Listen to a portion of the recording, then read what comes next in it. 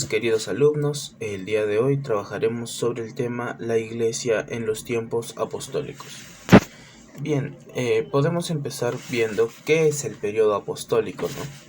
El periodo apostólico, o también llamado Edad Apostólica, de la historia del cristianismo, se considera tradicionalmente como el periodo de los 12 apóstoles, ¿no?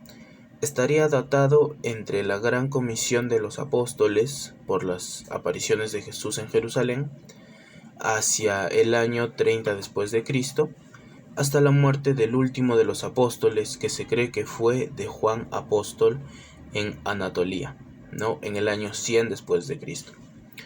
Tradicionalmente se ha creído que los apóstoles se dispersaron desde Jerusalén. Se trata de una época de especial significado para la tradición cristiana, al ser la etapa en la que vivieron los apóstoles directos de Jesús, ¿no? Que se podría decir que eran curas en aquel entonces, pero no eran los curas que profesan la palabra escrita, sino que eran aquellos curas que profesaron la palabra que vino directamente desde Jesús. Entre las fuentes primarias que reflejan la era apostólica se cuentan las cartas auténticas de Pablo de Tarso y el libro de los Hechos de los Apóstoles. Los hechos transmiten un conjunto de informaciones sobre la vida de los apóstoles y las primeras comunidades cristianas en los años siguientes a la muerte de Jesús, tradicionalmente atribuidos a Lucas el Evangelista. Su valoración historiográfica es, sin embargo, controvertida. No se pone en el cuadro general que muestra el libro de los Hechos, pero al confrontar de cerca este escrito con las cartas auténticas de Pablo de Tarso, aparecen ciertas matices, ¿no? o ausencias en el campo de los acontecimientos.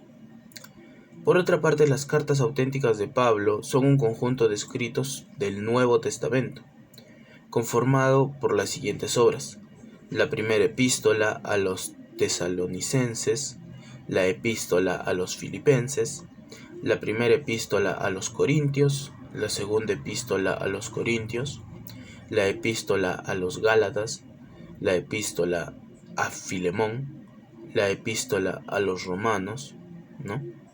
Este corpus de epístolas auténticas es único en más de un sentido, porque se conoce a ciencia cierta su autor y su autenticidad resulta reconocida ampliamente desde el análisis científico y literario actual.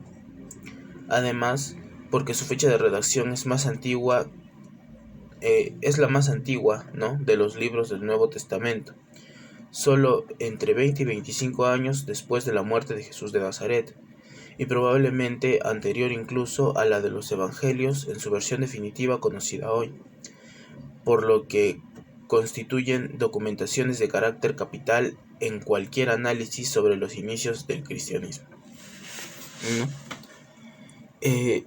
Vayamos un poco sobre los seguidores de Jesús, ¿no?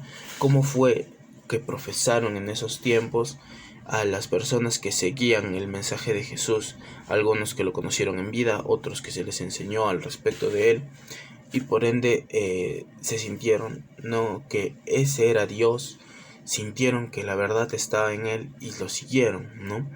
Los seguidores de Jesús estaban formados principalmente por sectas judías durante el siglo I.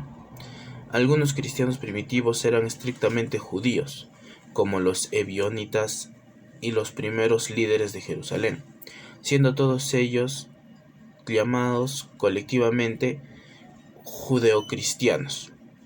Durante este periodo eran liderados por Santiago el Justo. Sin embargo, Pablo de Tarso, exclusivamente conocido como San Pablo, persiguió a los primeros judeocristianos, ¿no? El apóstol Pablo en sus principios perseguía a los judeocristianos, pero luego se convierte y comienza su labor y misión de buscar la gentileza en la gente, ¿no? Por la que se conoció posteriormente con el título del apóstol de los gentiles o el apóstol de las naciones. Se consideraba que la influencia de Pablo sobre el pensamiento cristiano es más significativa que la de ningún otro autor del Nuevo Testamento.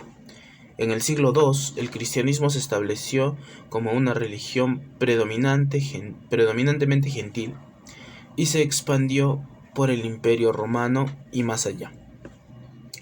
Entonces podemos ver de que en aquellos entonces, ¿no?, que los apóstoles, desde que Jesús empieza a profesar hasta la muerte del mismo, pasan por, ¿no?, algunos cambios, comienzan a aceptar a Dios como tal, y tras la partida de Jesús se reparten por el mundo para dar a conocer su palabra, ¿no? Como lo dije hace un momento, como la función que tienen los curas, los obispos, no el papa, que Pedro fue el primer papa. Entonces ellos se reparten y comienzan a profesar la palabra, pero no es una palabra, no, que se lee o que se enseña. Es una palabra que el mismo Jesús en vida, Jesús de Nazaret, les dio, ¿no? Entonces tiene un gran peso esta época para el cristianismo, pues es una época en la que fue directamente la voz de Jesús lo que retumbó a lo largo de los pueblos. Y como bien lo dice aquí el apóstol Pablo, ¿no?, San Pablo, fue uno de los principales en impartir esto, ¿no? Es más significativo su pensamiento, tiene más peso su influencia. Bien, chicos, lamentablemente por el debate no pudimos llevar a cabo esta clase, pero no hay ningún problema porque el tema que estamos trabajando es un tema dividido en 3 partes, así que en la siguiente clase podremos un poco matizar este tema, no vamos a dejarlo pasar del todo, y también entraremos en nuestro nuevo tema, en la segunda parte de este tema, perdón. Entonces, eso es todo por mi parte el día de hoy. Espero que tengan un buen día y un buen fin de semana, y nos vemos en el siguiente martes, en la siguiente videoconferencia.